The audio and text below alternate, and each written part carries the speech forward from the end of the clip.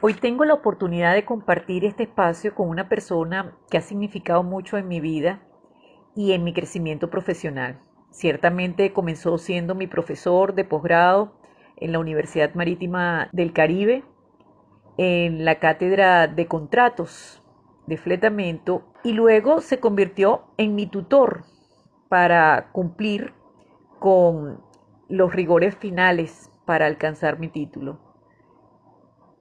Pero durante muchos años he trabajado junto a él en su naviera y después decidimos, ciertamente, después de mucho tiempo, convertirnos en socio en la firma Bolinaga y Blanco. Realmente a este profesional del derecho marítimo me unen muchos momentos bonitos y especiales, tanto que suele asimilarme con gran cariño a su familia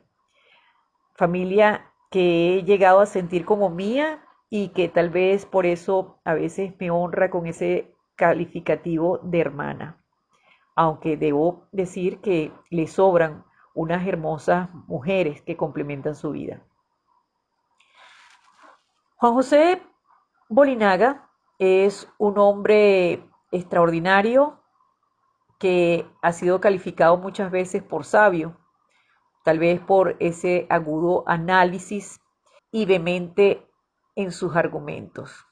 Así que hoy tendré el privilegio de conversar en la intimidad con él y precisamente por fin vamos a desarrollar un tema que nos ha mantenido ocupados a los dos este último año y que creo que hemos avanzado juntos.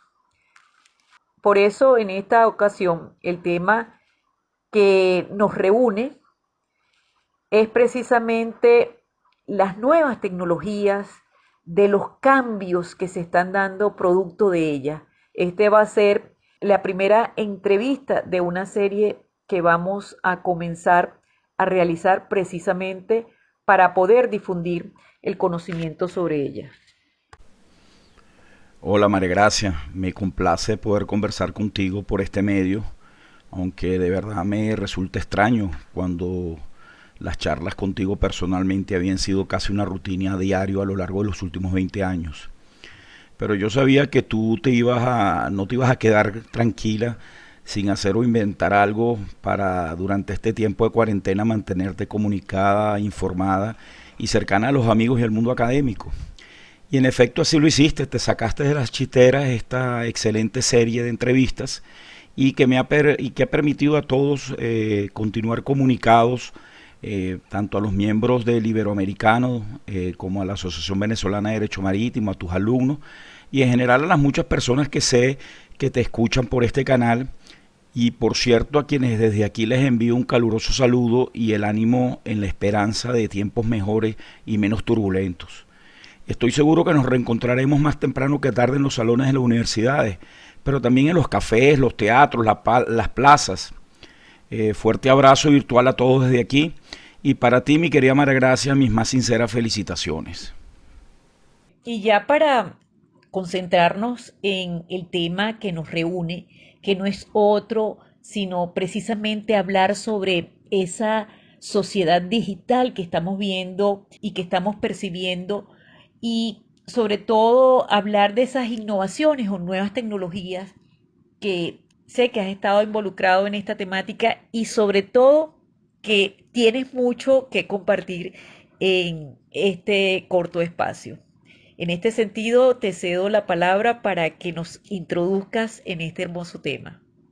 Sí, efectivamente, en los últimos años, la propia curiosidad del lector que yo soy y el discurrir académico han andado, por supuesto sin abandonar los contratos de fletamento y transporte, por el camino de la sociedad digital, y no podría ser realmente de otra manera, ya que el propio mundo marítimo ha sido fuertemente impactado, como lo ha sido siempre a lo largo de su historia, por las innovaciones y las nuevas tecnologías.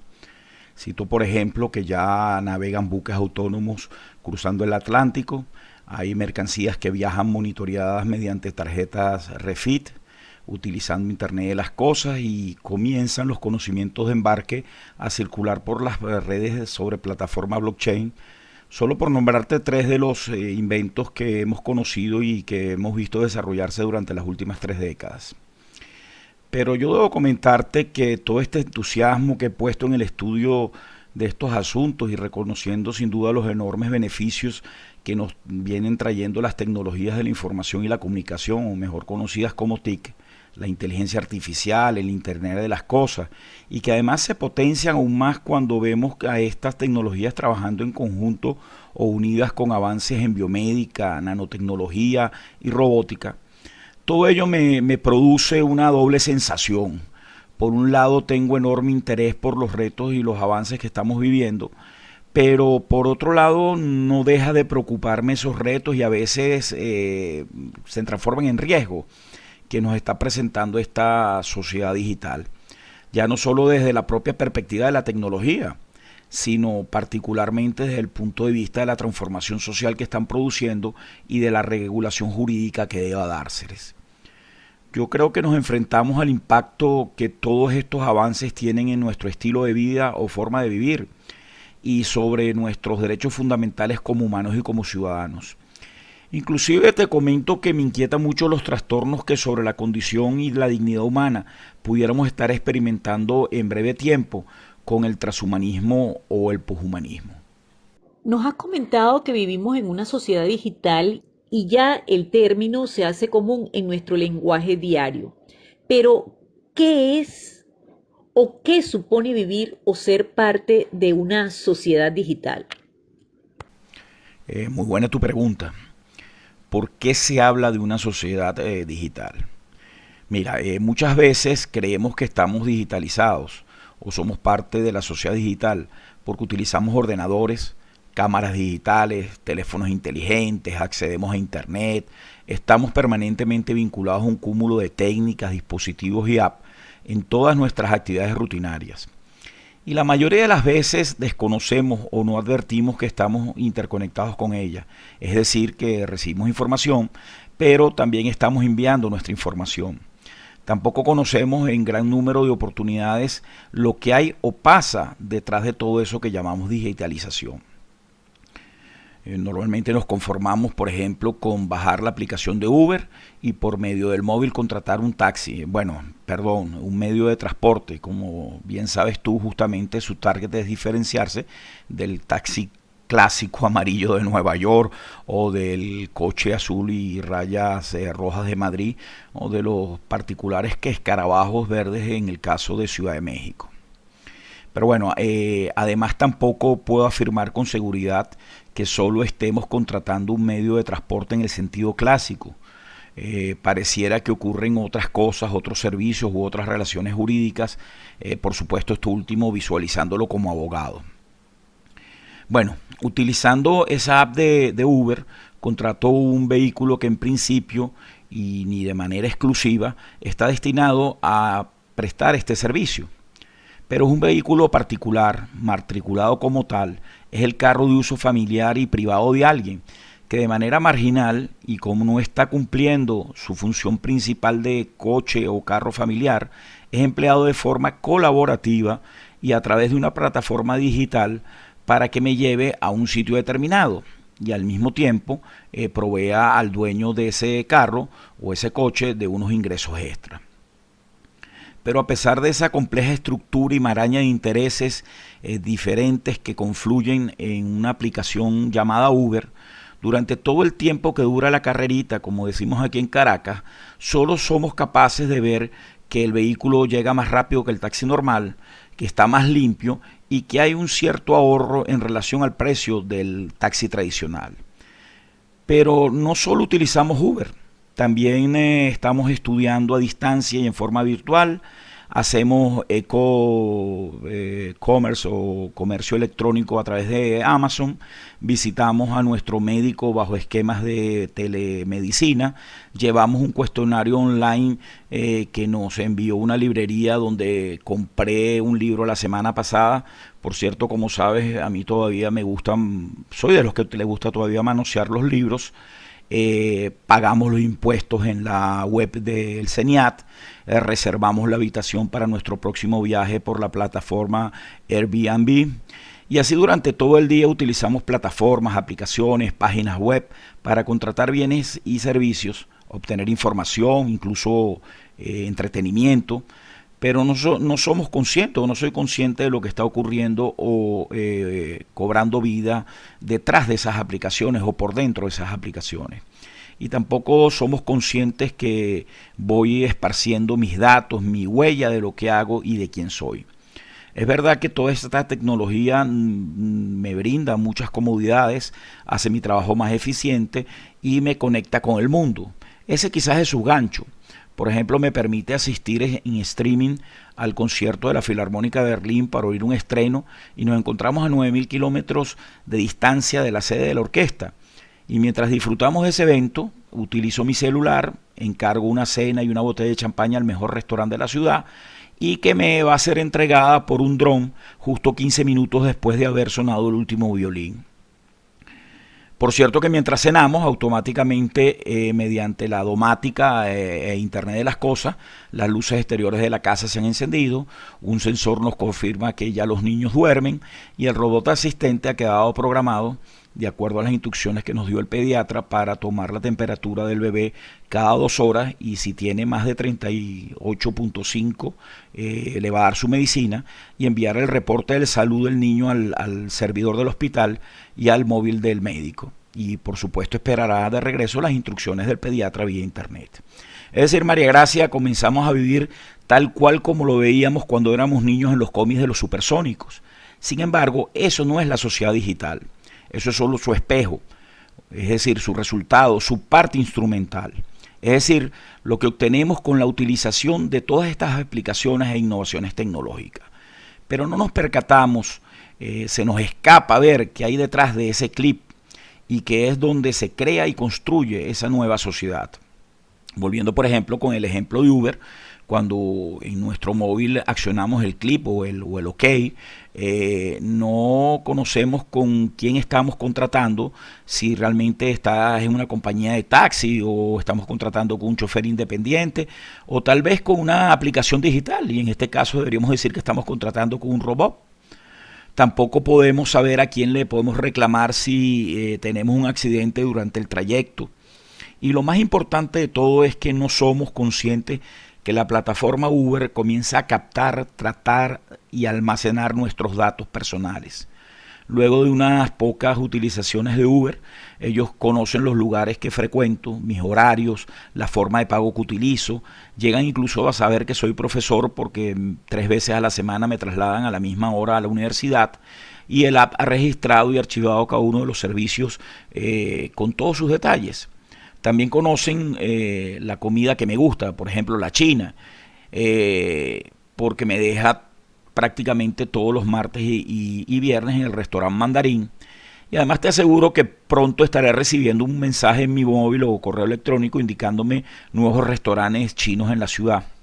Además también el perfil del tipo de persona que soy o los amigos que frecuento los tienen registrados, ya que de todos los sábados y domingos me deja en la galería de arte o en un cine o en el teatro y los jueves me transporta al club de tenis.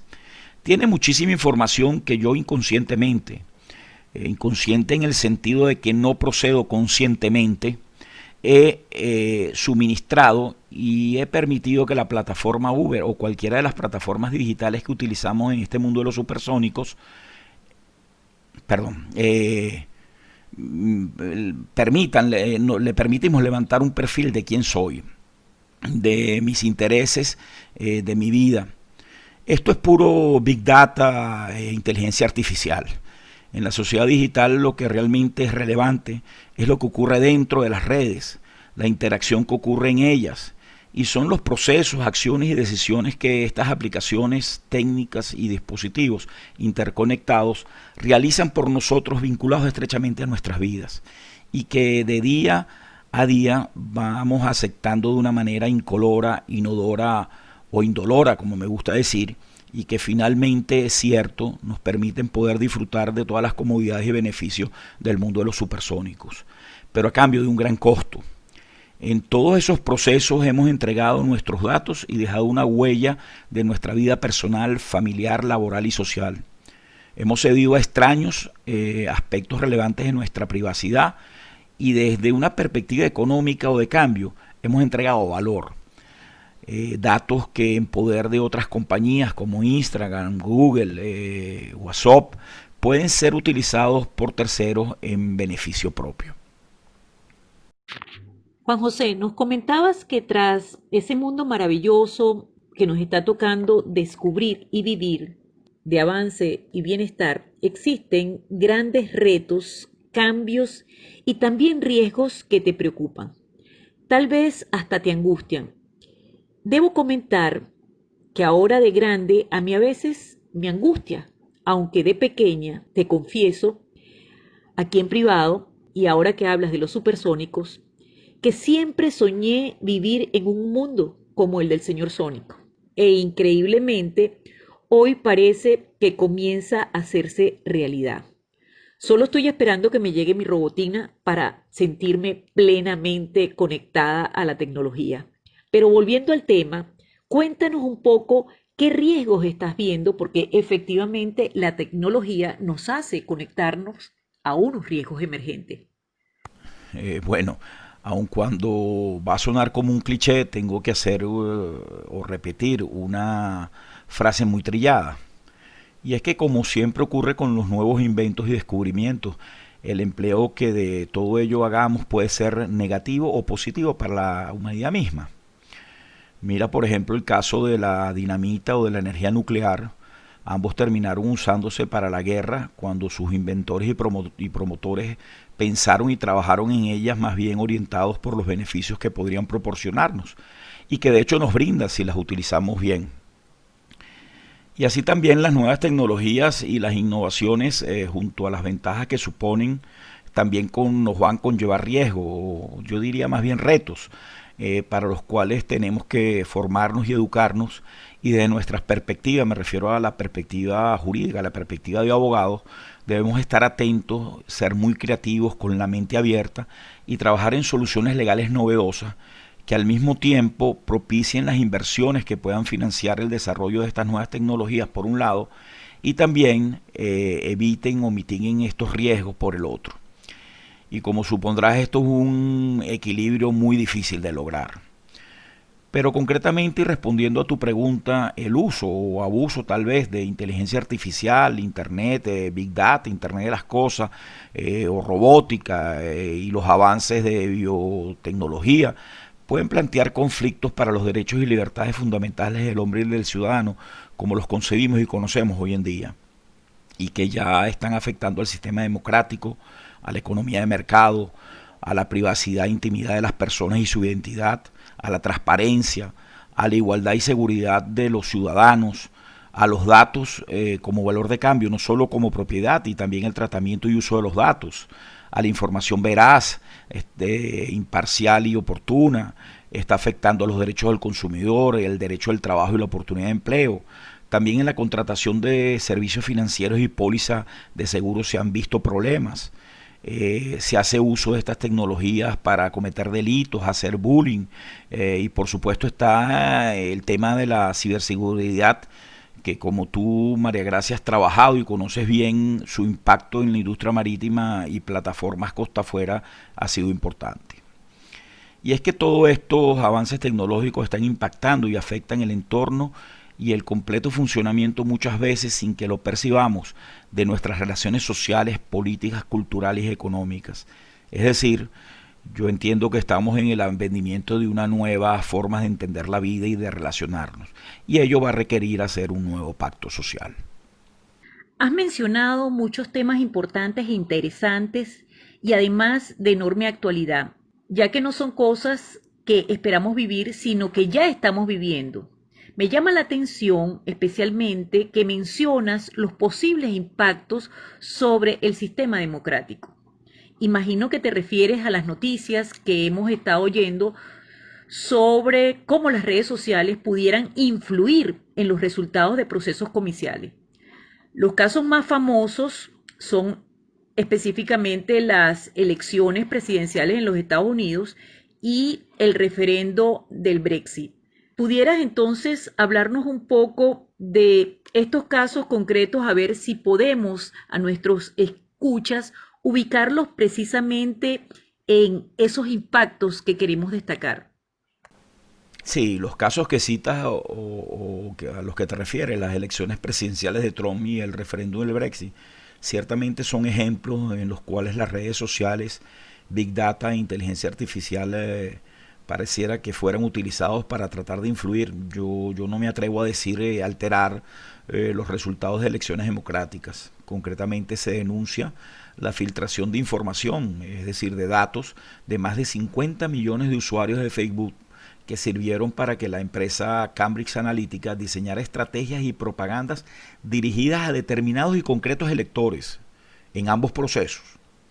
Hubo lo que se llamó un sesgo algorítmico.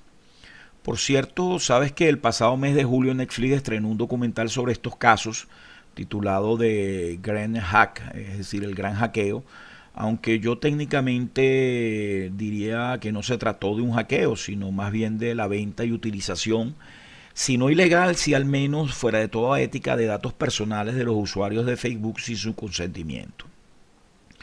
No he visto el documental, pero sí su video promocional, que todavía está colgado, por cierto, en Facebook para el que lo quiera ver.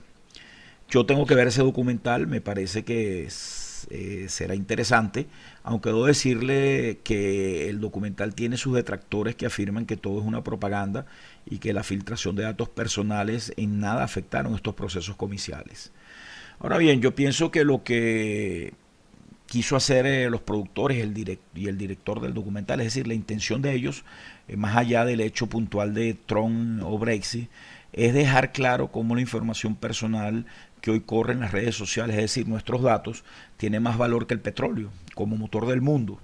Y los usuarios de las redes la estamos regalando a empresas como Facebook o Google, por citar solo dos, a cambio de una membresía entre comillas gratuita, y luego estas empresas venden nuestra privacidad, la intimidad, nuestras huellas y posiblemente hasta nuestro futuro a contratistas de defensa, grandes oligopolios comerciales, grupos políticos y hasta regímenes autoritarios. Ellos se están haciendo grandes y poderosos y yo diría hasta multimillonarios con nuestros datos y nosotros sin darnos cuenta que tenemos un gran activo. Y no lo planteo como propietario de datos, sino desde la perspectiva del potencial inmenso que los datos tienen como valor de cambio. Es decir, entrego mis datos, pero ¿qué voy a recibir a cambio? Lo otro que me llamó la atención del video promocional es la denuncia de Camila Mer, codirector del film, y que refleja muy bien lo que comentábamos al principio de nuestra conversación de hoy, en relación a cómo la misma tecnología puede servir para causas nobles y hacer el bien, y en otros momentos y en otras manos de otros sujetos perversos también puede crear terror, dolor y violencia. Camila Mer cuenta que durante la primavera árabe, perdón, decía que Camila Mer cuenta que durante la primavera árabe las redes sociales se usaron principalmente para el bien, ayudó a las personas a reunirse, a defender la libertad de expresión e incluso provocó la caída de regímenes autoritarios.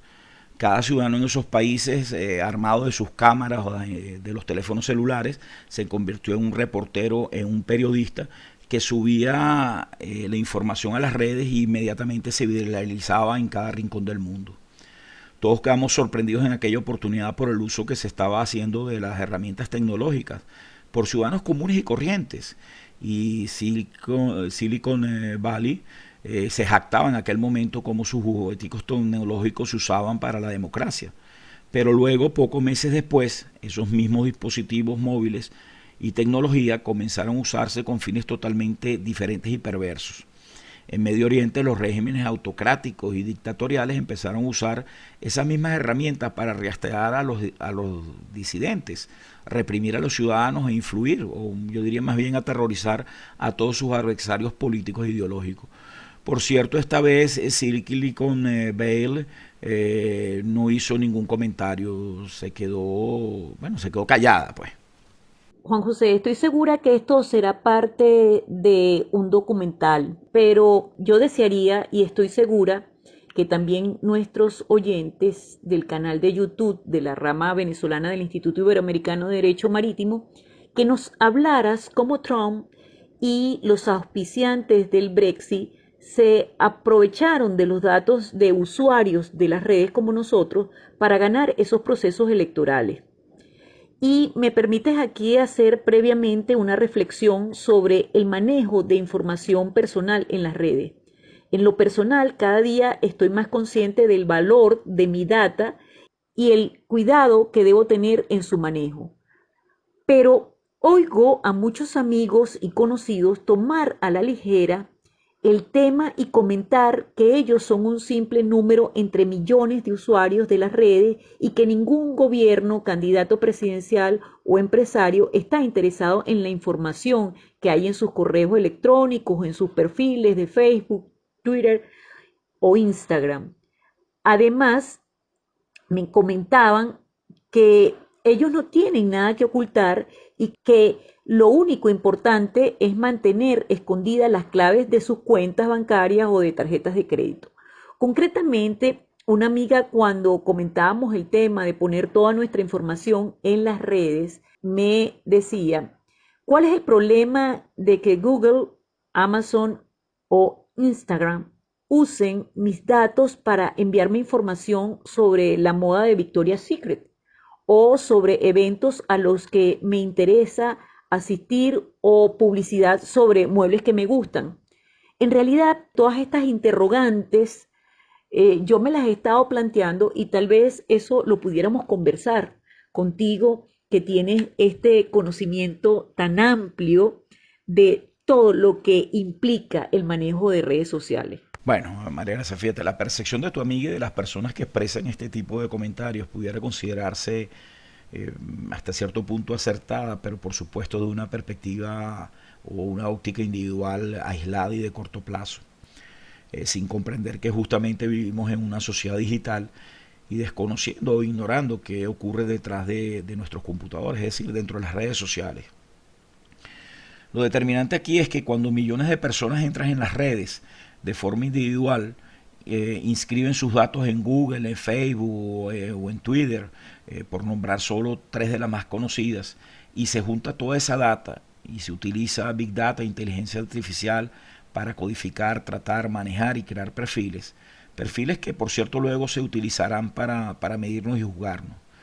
En ese momento tus datos personales reunidos y tratados conjuntamente con el de millones de usuarios de las redes se convierten en algo tremendamente poderoso y valioso en términos económicos, políticos y sociales. Pero María Gracia, vamos a echar el cuento de las elecciones de Trump y el referéndum del Brexit para que cada uno de los escuchas saque sus propias conclusiones y que además nos permita tener un panorama de cómo se utilizan nuestros datos no solo en política, sino también con fines publicitarios, comerciales y algunas veces hasta delictuales. Hablar de lo que sucedió en estos procesos electorales nos dará una idea completa de cómo funciona el mercado digital. Bueno, pero como comienza todo cuento, había una vez, y en este caso se trataba de una empresa que se llamaba Cambridge Analytica, que se dedica o dedicaba a la segmentación publicitaria, es decir, a construir perfiles sociológicos, emocionales, psicológicos, socioeconómicos y políticos en base a los datos que aportaban los usuarios en las redes sociales. Y con base a estos perfiles, mediante algoritmo, inteligencia artificial, a su vez se creaban mensajes personalizados dirigidos a determinados públicos según cada perfil, donde estos mensajes podían impactar negativa y positivamente y de alguna manera poder influir y manejar o determinar la corriente de opinión, en este caso político-ideológica de los votantes. Me imagino que dicho así, cualquiera de nosotros podría pensar, pero si eso es lo que han hecho los políticos toda la vida. Antes utilizaban encuestadoras, periodistas pagos, prensa aliada y otros métodos, y hoy están utilizando las TIC y todas las nuevas tecnologías.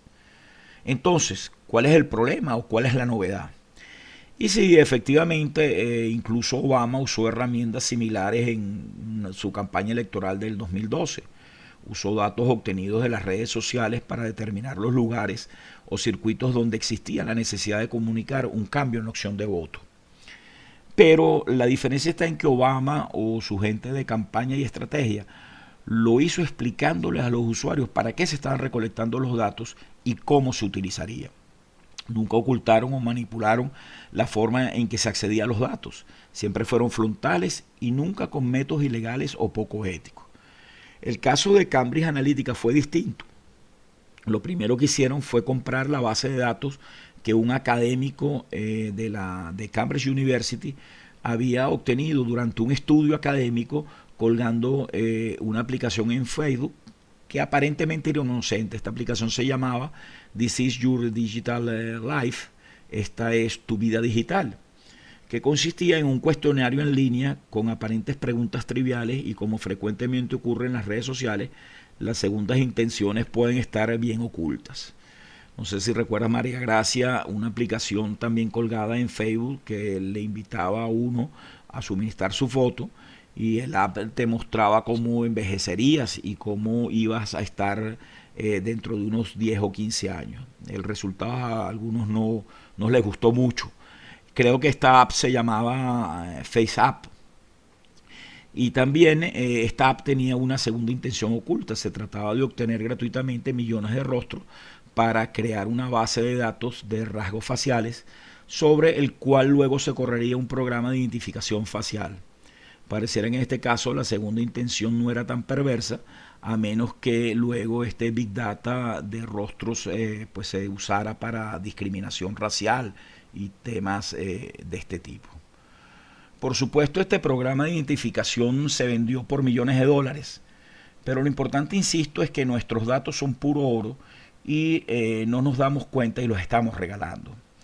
Y además que no nos estamos enterando de lo que ocurre con ellos a lo íntimo de las redes sociales, es decir, a lo interno.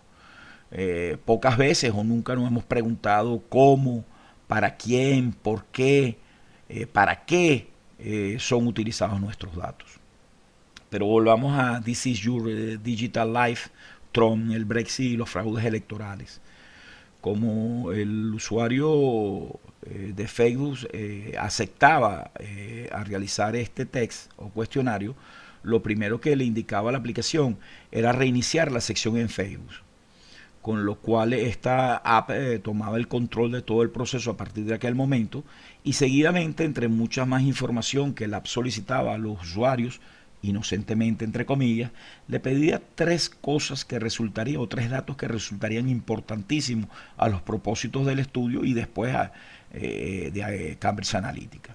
El primero fue la ubicación geográfica del usuario, el segundo era las actividades que realizaba este usuario y el tercero le solicitaba o la autorización para que le permitiera el acceso a todos los contactos del usuario en Facebook. Disculpen, no es coronavirus. También la app tenía su gancho para que los usuarios respondieran el test. Se le pagaba a cada usuario que respondiera entre 2 y 5 dólares. Este test fue respondido por solo 270.000 personas o seguidores de Facebook aproximadamente. Y aquí cabe una pregunta que con toda razón todo el mundo se hace. Entonces, ¿por qué la prensa y los noticieros hablaron del robo o el hackeo masivo de más de 50 millones, de los datos de más de 50 millones de miembros de esta red? Incluso hay quienes afirman que no fueron 50, sino que fueron 87 millones de usuarios los que vieron violada su información personal.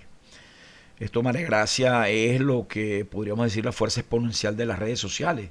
Y esto ocurre porque todos estamos interconectados.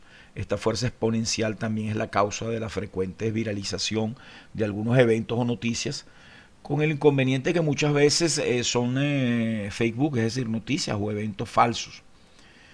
¿Recuerdas que te comenté que los usuarios aceptaban o permitían que las apps This is Your Digital Life tuviera acceso a todos nuestros contactos?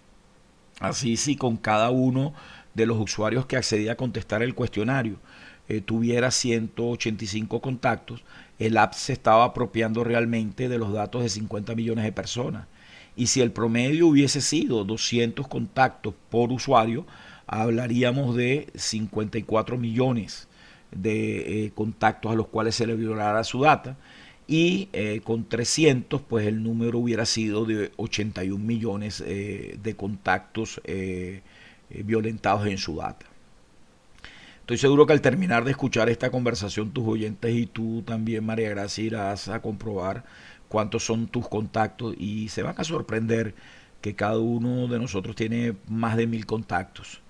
Hoy cualquier usuario tiene más de 500 contactos en cualquiera de sus redes sociales.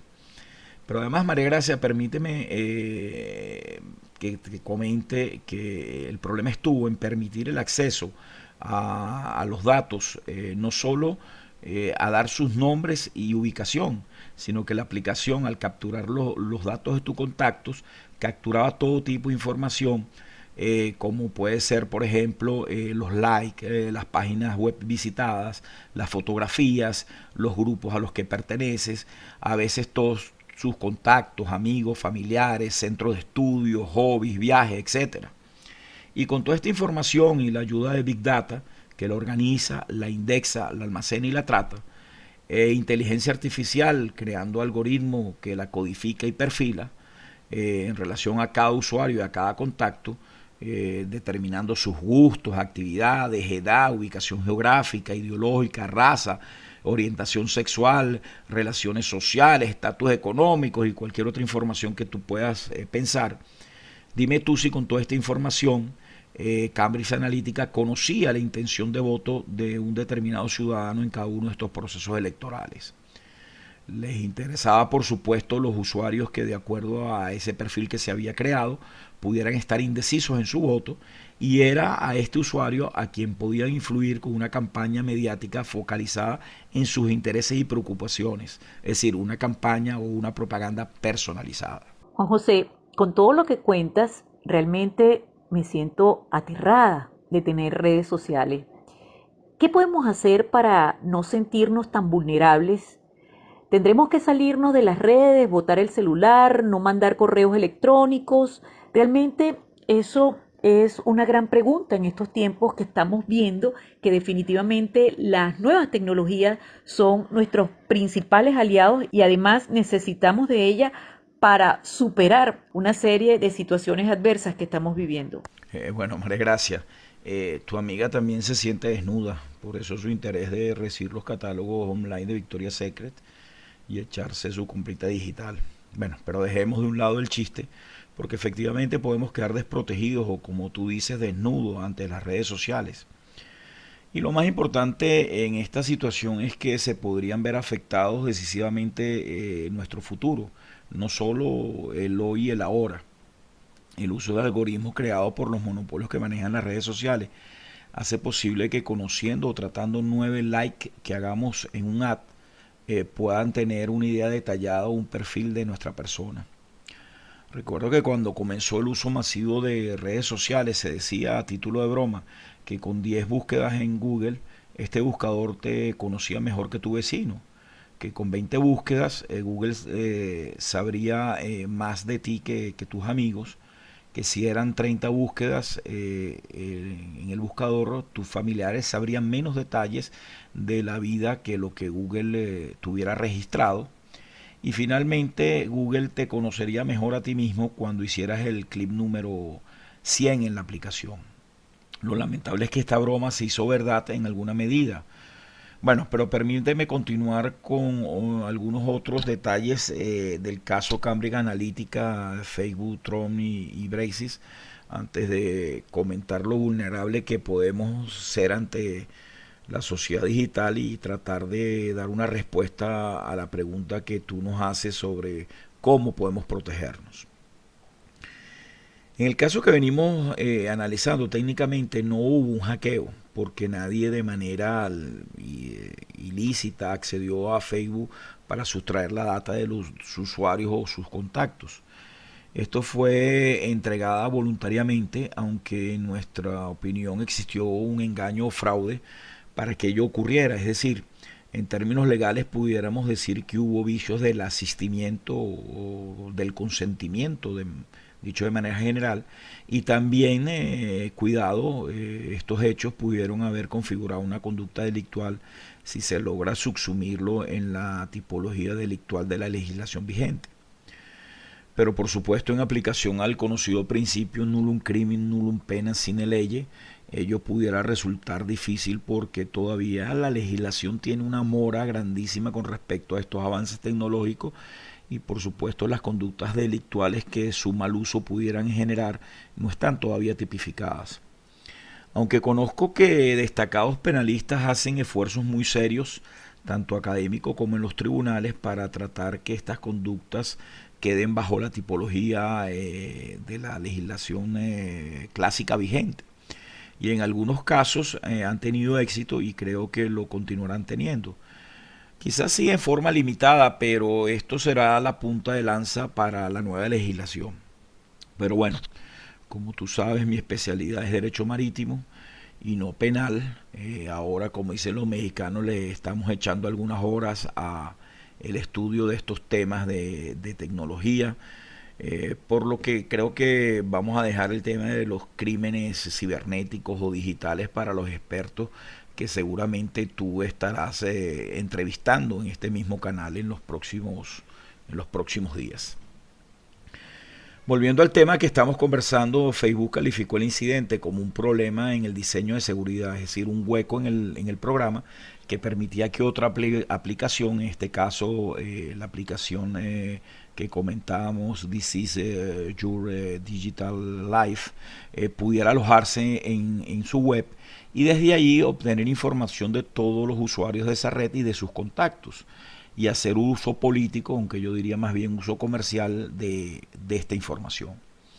Por cierto, los encargados de la campaña electoral de Trump pagaron por la data 6.2 millones de dólares, mientras que al conjunto de todos los usuarios que hicieron el test solo se les pagó 1.3 millones aproximadamente.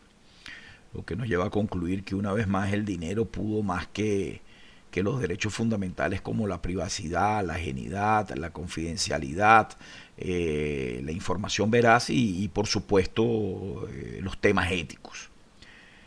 Y te citaba la información veraz porque, sabiendo lo que la gente rechaza o aprueba en un determinado tema, los estrategas de campaña y sus equipos de prensa se enfocaron en esos aspectos, y toda la intriga electoral en este caso, pero también puede ser desde el punto de vista de la publicidad comercial, se completa justamente con envíos personalizados de acuerdo al perfil que se construye de cada usuario a partir de esa data bajada.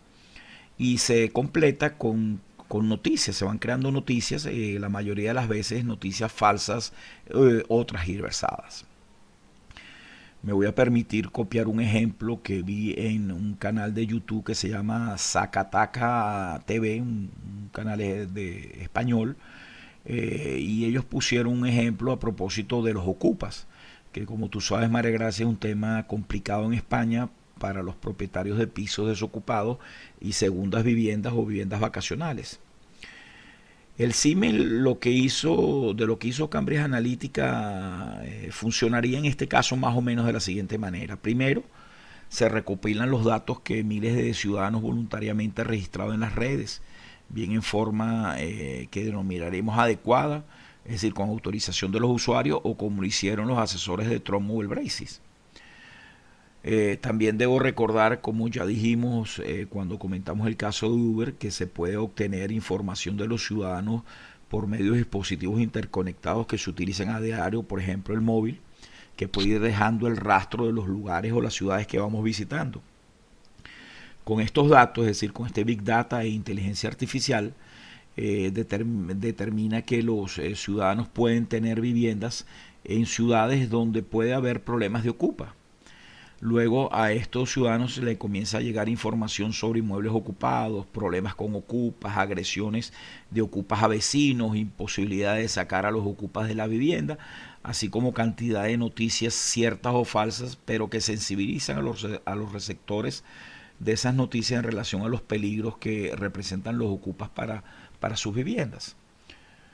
Luego de esto, es decir, el paso seguido, invaden tu cuenta de Facebook y otras redes sociales con propaganda política de un partido determinado que hace la promesa de una ley contra los ocupas y por supuesto te pide el voto. En el caso de Trump se utilizó entre otros temas, por ejemplo, el caso de la segunda enmienda a la Constitución de los Estados Unidos.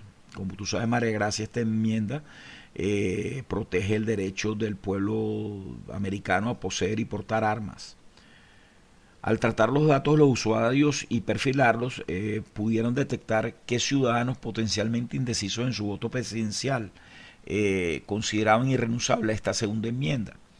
Y así comenzaron a enviar mensajes primero sobre la intención de la otra candidata o del grupo electoral de limitar la compra, porte y uso de armas.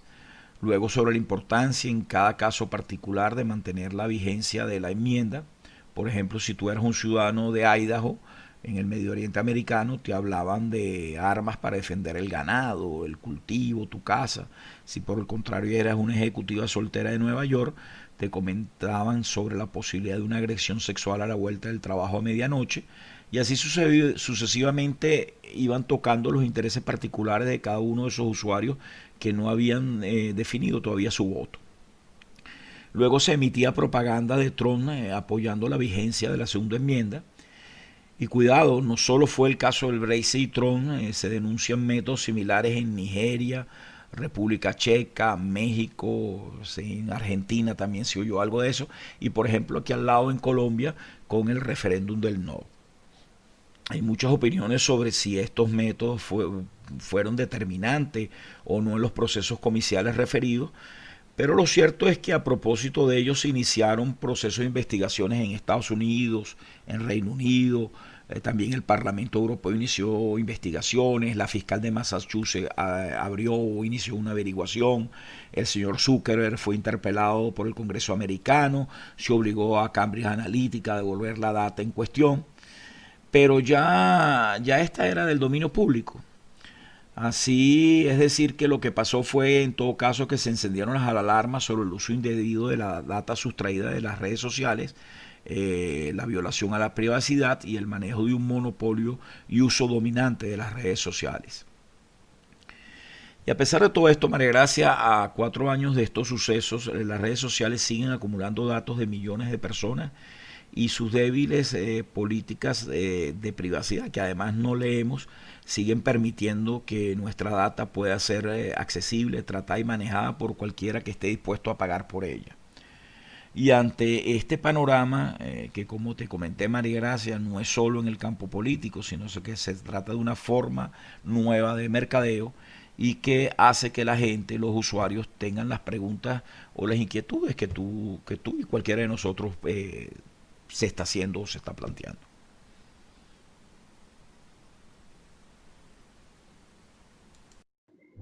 Efectivamente, has dejado de respondernos, queridos socios, sobre qué podemos hacer para no sentirnos tan vulnerables ante las redes y otros dispositivos que van capturando y procesando nuestra data. Yo te decía que habiendo oído hablar sobre esta dudosa captura y tratamiento de datos personales en procesos electorales que, como bien nos refieres, no solo ocurren en política, sino que pueden extenderse a otros ámbitos, pareciera que esto nos está impulsando a darnos de baja en redes, apagar móviles y olvidarnos de los correos electrónicos. Sin embargo, antes de que abordes el tema del manejo personal de nuestra data y cómo protegernos, me gustaría que nos hablaras del aspecto positivo, si es que crees que lo hay, porque realmente pienso, y esto es una opinión muy personal, que la tecnología nos ha reconducido a efectivamente el uso de redes sociales, al manejo de dispositivos electrónicos y por supuesto hoy en día estamos ya enfocados en la necesidad de la automatización en las comunicaciones y en el procesamiento de datos. Fíjate, muy acertada tu observación y nos va a permitir contraponer al escenario que veníamos describiendo, las enormes posibilidades de profundizar en una verdadera democracia que representa el uso de las herramientas de la sociedad digital y que sin duda debe ser el centro del debate.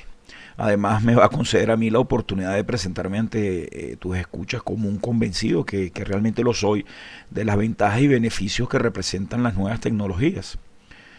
Me parece que ellos, es decir, tus oyentes, pudieran estar pensando lo contrario debido al giro que ha llevado nuestra conversación hasta ahora.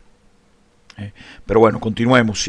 Sin duda utilizando las tecnologías de la información y la comunicación y particularmente el Internet de las Cosas, tendremos en nuestra Caracas y en el resto de las ciudades de Venezuela, y espero que esto no será en un futuro muy lejano, la experiencia que muchos ciudadanos ya tienen en otras latitudes. Me refiero a una mejor administración pública en todos sus niveles, acceso a los servicios públicos, consumo razonable energético, bajas emisiones de carbono, uso accesible y sostenible de los espacios públicos, ciudades verdes e integradas y por supuesto y lo más importante una interconexión digital entre el ciudadano y la administración y también con las empresas que prestan servicios públicos. Se me ocurre poner el ejemplo de los estacionamientos, que yo teniendo una aplicación desde mi celular puedo saber si los estacionamientos están interconectados, dónde hay espacio para yo poder estacionar mi vehículo y de esa manera no estar dando vueltas buscando parqueo. Pero bueno, seguramente cualquiera de tus oyentes sabrá que estoy dando algunas pinceladas al dibujo de una Smart City o ciudad inteligente. Fíjate, María Gracia, te voy a leer, aprovechando que tengo aquí a la mano el libro coordinado por el profesor José Luis Piñar Mañas sobre Smart City, el contenido de la norma UNED relativa a la definición, atributos y requisitos de una Smart City. Textualmente la cita dice lo siguiente: una ciudad inteligente es una ciudad justa y equitativa, centrada en el ciudadano, que mejora continuamente su sostenibilidad y resiliencia, aprovechando el conocimiento y los recursos disponibles, especialmente las tecnologías de la información y la comunicación TICs, para mejorar la vida y calidad de la ciudad, la eficiencia de los servicios urbanos, la innovación y la competitividad, sin comprometer las necesidades futuras en aspectos económicos, de gobernanza, sociales y ambientales. Fin de la cita. Ahora bien, de los requisitos que se destacan en la definición, que más me interesa a mí es el buen manejo de la gobernanza. Y yo agregaría la transparencia en la gestión pública. Los elementos que van a ser sin duda los elementos que nos van a conducir a una mejor vida de los ciudadanos y un fortalecimiento del sistema democrático. Y ahí es donde las TIC pueden ayudar mucho. Me explico, se puede vivir en una ciudad súper organizada, sustentable, con recursos y donde su gestión se realice utilizando tecnologías de la información y la comunicación. Pero sin embargo vivir bajo un régimen autocrático y muy poco democrático. Un sistema de gobierno, yo diría, al estilo del Gran Hermano en la novela 1984 de George Orwell. Por ello pienso que el empleo de las TIC para tener una mejor administración pública y unos servicios públicos más eficientes es bueno, pero no necesariamente significa una mejor calidad del sistema democrático. Y fíjate, María Gracia, te voy a dar otra cita, voy a hacer otra cita que es del catedrático español Tomás de la Cuadra Salcedo, que también tengo el libro de él aquí. Él dice que acertadamente que se trata de una cuestión de gobierno y transparencia, más allá de las ventajas que puedan obtener los ciudadanos. La sociedad digital afecta el concepto mismo de democracia y gobierno en la medida que hace posible nuevas formas de participación y control ciudadano. Y esto viene desde el tema de la participación, sobre todo desde la participación en consultas populares, en la que yo en mi condición de ciudadano puedo tener al alcance utilizando internet u otros medios electrónicos, hasta el acceso a las sesiones de los órganos de representación de los ciudadanos vía internet, incluso organizar procesos electorales utilizando, por ejemplo, plataformas blockchain. Aquí quiero hacer un inciso especialmente para ti. No sé si quienes nos están escuchando saben que eres una apasionada de la historia. Bueno, ya ahora lo saben y te invito entonces, María Gracia, a que con esa vocación de historiadora te imagines por un momento al poeta Andrés Eloy Blanco con todas estas herramientas tecnológicas a su servicio durante la sesión de la ya lejana Asamblea Constituyente de 1947. Como tú conoces, él como presidente de esa excelsa asamblea y en su empeño de que los ciudadanos conocieran el contenido de los discursos que se desarrollaban en el seno de la asamblea e incluso con la finalidad que las voces de los grupos políticos minoritarios tuvieran mayor alcance en la ciudadanía, ordenó la transmisión de todas las sesiones por radio e instaló parlantes en las calles alrededor del Palacio Federal Legislativo para que los transeúntes pudieran escuchar estos debates. Yo hoy estoy seguro que Andrés Eloy Blanco pues utilizaría internet, YouTube, Webspace, Zoom, Twitter, Instagram y cualquiera otra de estas redes para darle calidad a la democracia venezolana. Pero vuelvo a lo nuestro. Las TIC comienzan a utilizarse para brindar una mayor transparencia a la gestión pública. Y la transparencia, en mi criterio, es sin duda la democracia real y efectiva, pues constituye el acceso directo del ciudadano al ejercicio de sus derechos sin intermediarios y actuar directamente frente a la administración pública. Y también es el control por parte de la ciudadanía para que se haga una eficiente y pulcra gestión pública. María Gracia, tú habrás observado cómo hoy todos los organismos públicos centrales o descentralizados han desarrollado páginas web donde no solo el ciudadano tiene acceso a trámites y procedimientos online, sino que además esas páginas web nos informan del organismo, sus funciones, funcionarios, actividades que realizan, balances de gestión. Por supuesto, también tienen su respectiva ventana de atención al ciudadano. Es verdad que todavía hay fenómenos sociales y culturales, por lo menos en el caso de Venezuela, y sin entrar en la negativa de calificar al actual gobierno venezolano por su poco talante democrático, que vamos a tener que superar. La primera de ellas es que veo que todavía el ciudadano tiene una desconfianza en la eficacia de las TICs.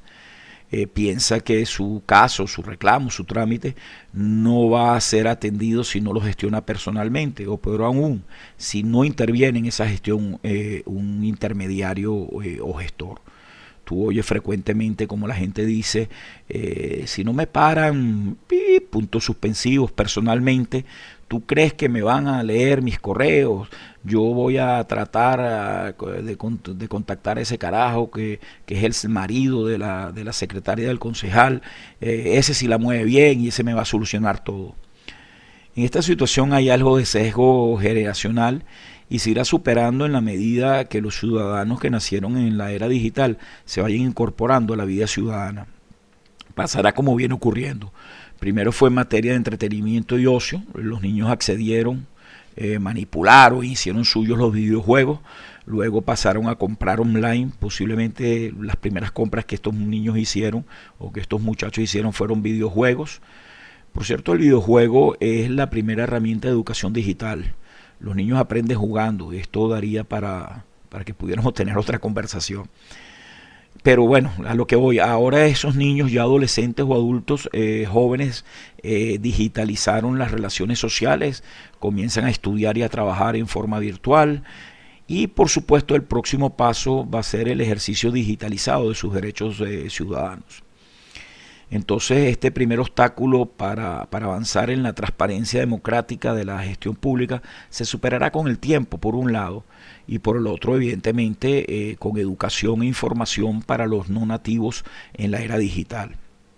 Educando e instruyendo a los ciudadanos de los próximos años o quizás semanas llegarán a comprender que digitalizando sus reclamos tendrán sin duda un mejor tratamiento al eliminar el papeleo, los sellos de recepción.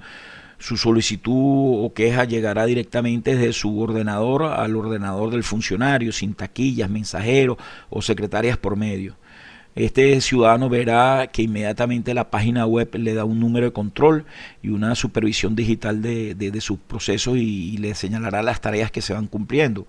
Además, el ciudadano tendrá acceso a su expediente a cualquier hora y día, e independientemente del lugar donde se encuentre, pues se acabarán las horas de oficina y el tener que trasladarse a a los lugares o sede de los organismos públicos. Por ejemplo, ya el pequeño productor agrícola de Bruzual en el estado Apure no tendrá que trasladarse a Caracas para gestionar un crédito agrícola o reclamar, por ejemplo, una invasión de tierras. Bueno, debo aclarar para los que escuchan que no son venezolanos, que esto es como decir que este campesino viene desde el fin del mundo a la capital de la República, donde está la sede del Ministerio de Agricultura, para ejercer sus derechos ciudadanos. Pero bueno, el segundo escollo que veo, pero que también el tiempo y la participación de la ciudadanía hará que se supere con éxito, es el propio contenido de las páginas web que están diseñando algunas administraciones públicas y que ellas van llenando de contenido. Pero el problema es que esta información y las instrucciones muchas veces no están completas y son poco organizadas, y esto evidentemente hace que la página web sea poco amigable y el usuario se pierde y en consecuencia no las utilice. Ahora, lo realmente trascendente en este proceso de digitalización de la administración pública en función de una mayor transparencia y democracia es la posibilidad que la información subida a Internet por un organismo público sirva al ciudadano para poder comparar lo que sus representantes hacen o lo que es peor, dejan de hacer en un momento concreto.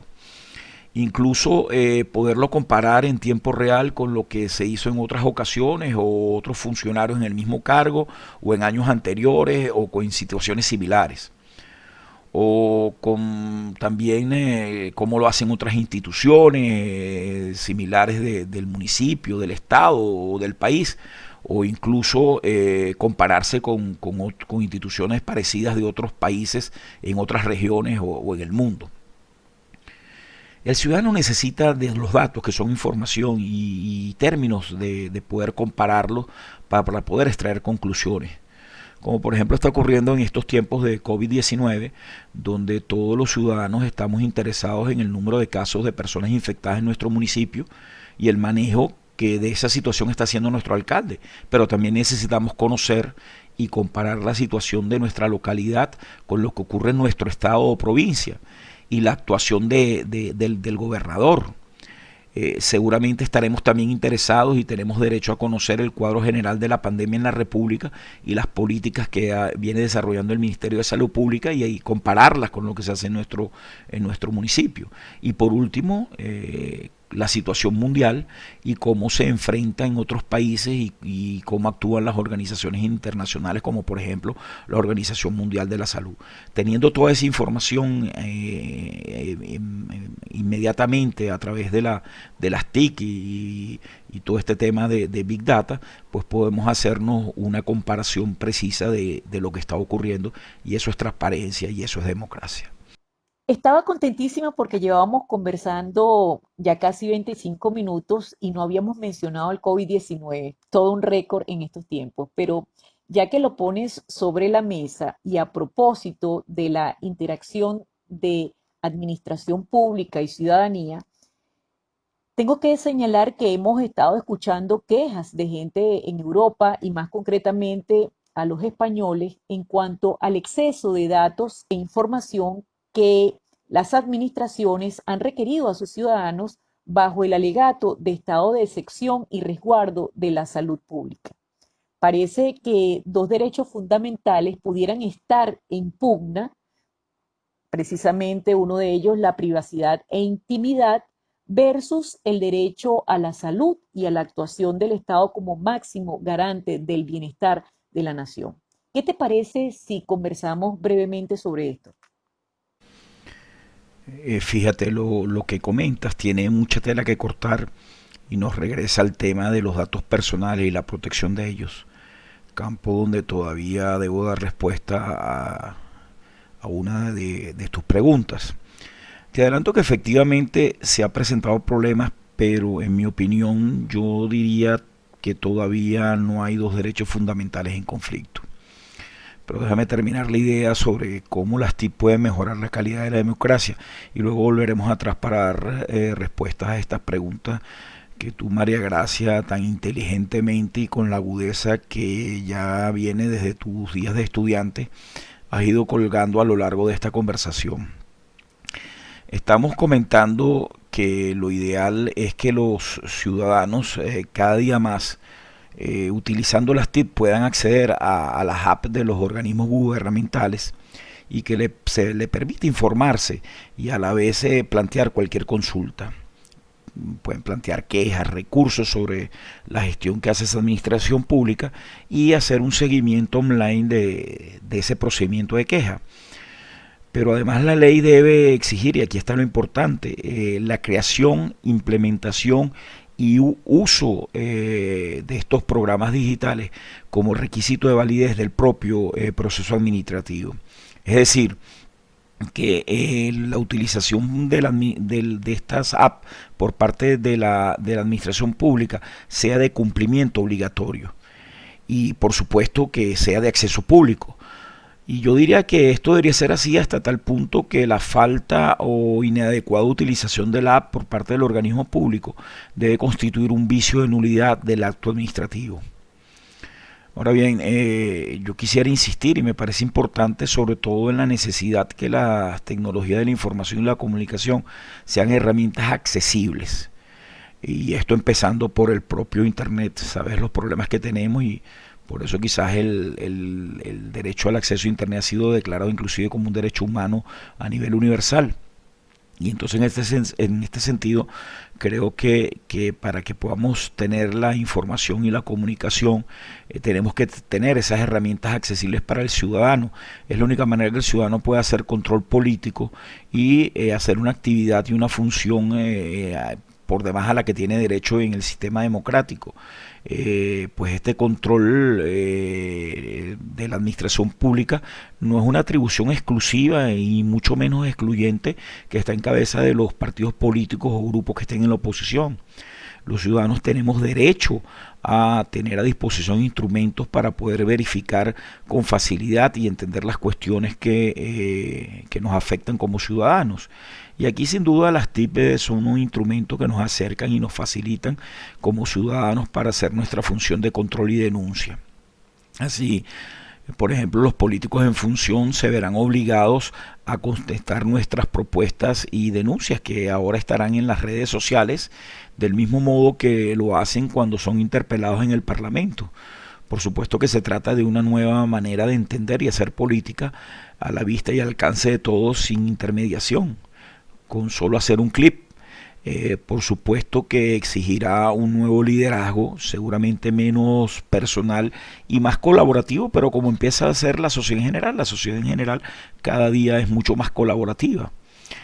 Fíjense que este tipo de experiencias de acceso directo de los ciudadanos se han verificado en muchos países. Por ejemplo, durante la administración Obama se tramitaron iniciativas ciudadanas en la webpage de la Casa Blanca, concretamente se llamaba We the People, nosotros el pueblo, quizás haciendo referencia directa al preámbulo de la Constitución Política de los Estados Unidos.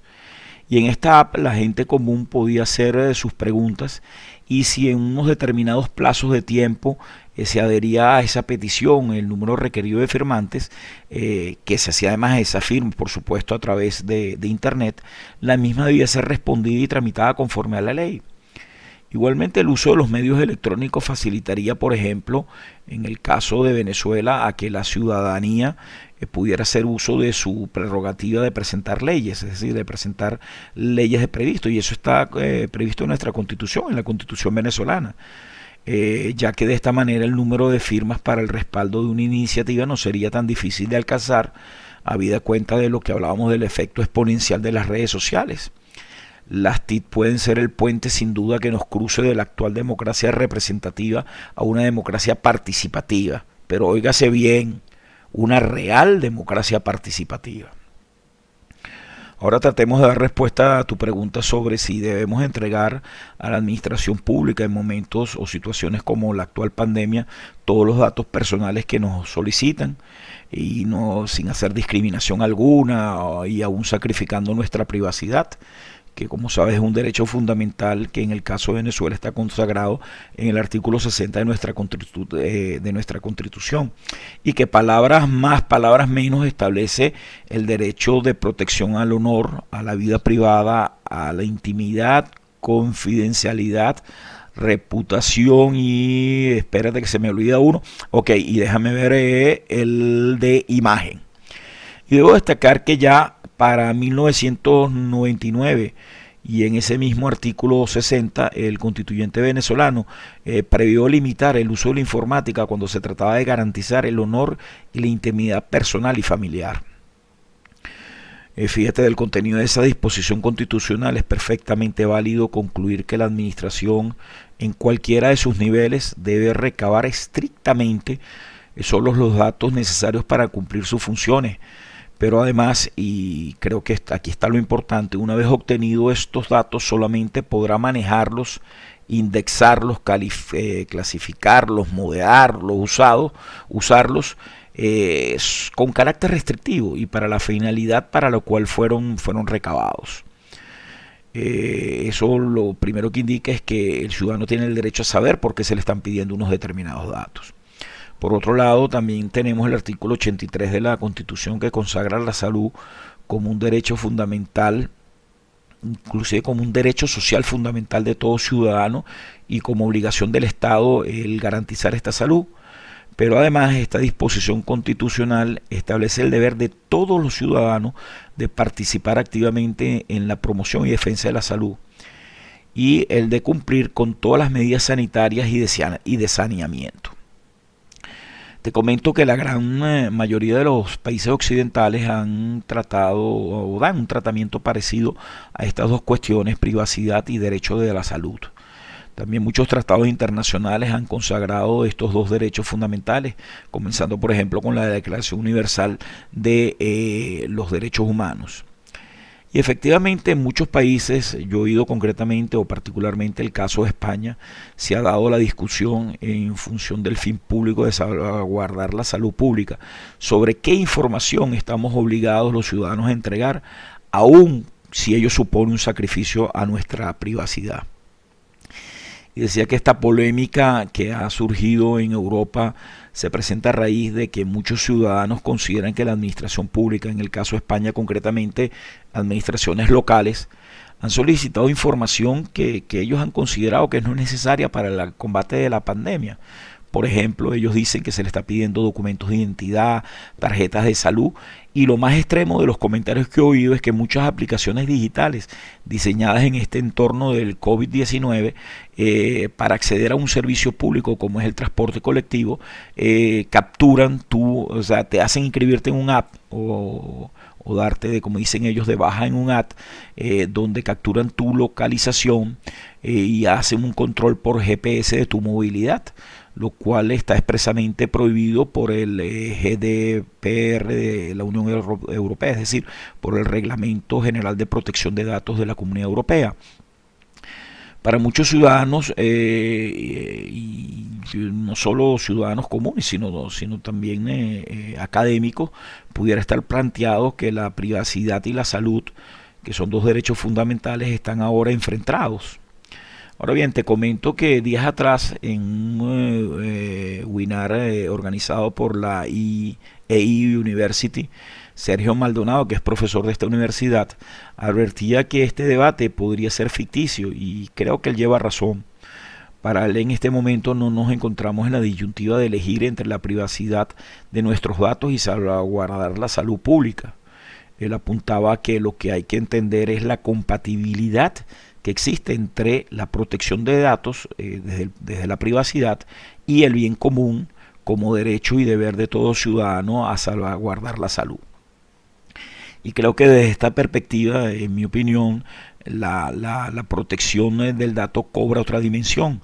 Ya no desde la captura compulsiva obligatoria del dato y su propiedad, sino desde la transparencia en el momento de la captura y el tratamiento mismo del dato, es decir, que respetando siempre el marco legal, los ciudadanos primero tienen derecho a conocer de antemano a la descarga o al momento de apuntarse al app toda la información que se va a recabar en forma directa, por ejemplo, primero con las preguntas concretas o las opciones concretas que el app hace al momento de la gestión de registro, o indirectamente con la misma utilización de esa aplicación, por ejemplo, la utilización de cookies o de otras técnicas que permitan ir captando el rastro que va dejando el ciudadano. Concretamente ese fue el caso, por ejemplo, con el tema de las aplicaciones para el transporte público, que algunas apps que se diseñaron automáticamente accedía a la geolocalización del usuario y además posibilitaba su seguimiento por GPS aún después del registro en la app, inclusive después de haber utilizado la app y de haber utilizado el servicio público.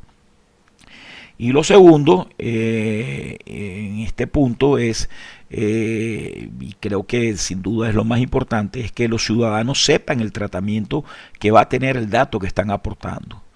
Decíamos hace unos minutos atrás que se trata de poder contestar a la pregunta quién, para qué, cómo, cuándo va a ser utilizado mi dato. Y entonces a partir de que el usuario, en este caso concreto un ciudadano, tenga el conocimiento pleno de estos dos aspectos, pues él decida voluntariamente y conscientemente si presta o no sus datos. Creo entender de tus palabras que lo relevante con relación a los datos en las redes sociales, con pandemia o sin ella, no es la propiedad del dato ni la privacidad que conlleva toda información personal, sino la capacidad de nosotros como usuarios de las redes para saber que están capturando nuestros datos y poder discernir si dejo que continúen recolectando mis datos porque conozco plenamente cómo van a utilizarlo. ¿Es así? Por favor, quisiera que nos explicaras esto. En efecto, hoy parece que los elementos claves en esto de los datos es la transparencia y el control como punto de partida de la discusión sobre la protección de los datos y en este entorno digital. Y parece que otros tópicos como la propiedad o la privacidad de los datos, que sin duda fueron el eje central del debate en las primeras décadas del siglo XXI, hoy parece que están en un segundo plano. Es decir, es importante y destacada la propiedad y la privacidad de los datos, pero están por detrás de la transparencia y el control, que sin duda son los elementos que responden a cómo se tratan nuestros datos. Pienso que de poco sirve reivindicarnos, por ejemplo, como propiedad de un dato digital, si ello no conlleva que podamos tener acceso al control de los mismos. Que nadie se quede con nuestros datos o que utilice nuestra información de manera arbitraria o en caso de que se produzca poder evitarlo, poder tener recursos para ello. El problema del usuario o del ciudadano cuando se trata en la relación con la administración no es si alguien tiene almacenado o registrados mis datos, sino si ese alguien que recolecta mis datos y los usa puede tratarlo y extrapolar conclusiones, crear perfiles que puedan encasillarnos en determinados segmentos o mediciones que incluso pueda resultar a futuro perjudiciales. Por eso decíamos anteriormente que tengamos cuidado que la información que damos hoy o los datos que damos hoy no solo me afectan el ahora y el aquí, sino que me pueden afectar al futuro. Esos datos dentro de 3 o 4 años pueden ser lo que a mí me saque, por ejemplo, de la posibilidad o del acceso a un determinado empleo. Pero aquí lo importante, y quizás creo que es determinante para comprender el panorama completo de lo que estamos comentando el día de hoy, en esta conversación que tenemos, creo que es entender que lo importante es la interacción digital que produce o genera el dato. Y aquí terminaría, visto ya que nos hemos consumido los minutos que me habéis dicho teníamos asignado para esta entrevista, dar la respuesta a cómo nos protegemos. Y justamente lo primero es entender que estamos en una interacción digital permanente donde constantemente estamos produciendo datos y que es importante tener el control de nuestros datos y que tenemos el derecho de hacernos la pregunta que decíamos anteriormente y deberíamos hacerla con frecuencia. ¿Quién, para qué, por qué y cuándo van a ser utilizados mis datos? Creo que ahí está la clave para podernos proteger.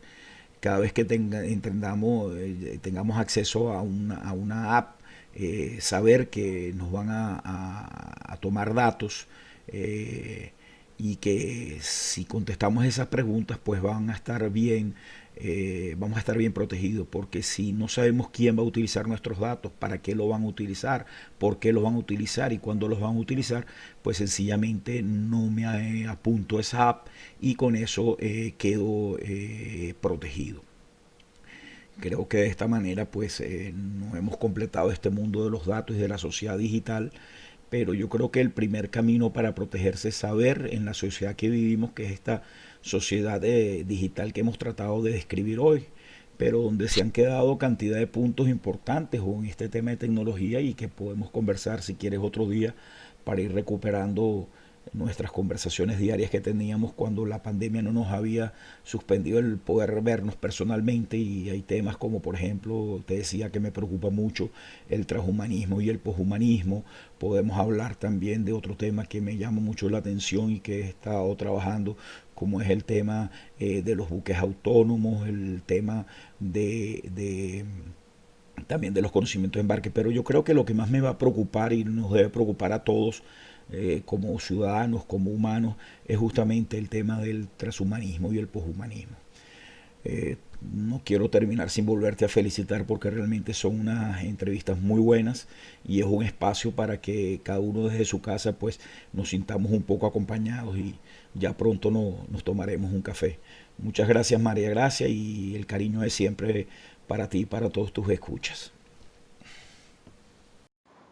Juan José, y ya para cerrar, solamente me queda despedirme dándote las gracias y por supuesto ya poniendo fecha a esa discusión de la segunda parte de esta entrevista, que precisamente vamos a tratar, como bien dices, el transhumanismo, que es un tema que definitivamente tiene gran interés para muchas personas, entre ellas yo, y creo que debemos efectivamente hacer una segunda entrevista para poder tocar este tema tan de actualidad y que sé que mucha gente nos está pidiendo. De verdad que ha sido todo un privilegio volver a conversar contigo, cosa que hacíamos de forma cotidiana y de una manera muy amena en nuestra oficina, pero tomando en cuenta el aislamiento que nos tiene separado, creo que este espacio ha servido para ese reencuentro tan agradable. Desde ya te envío un beso grande y sobre todo espero ese café. Muchas gracias.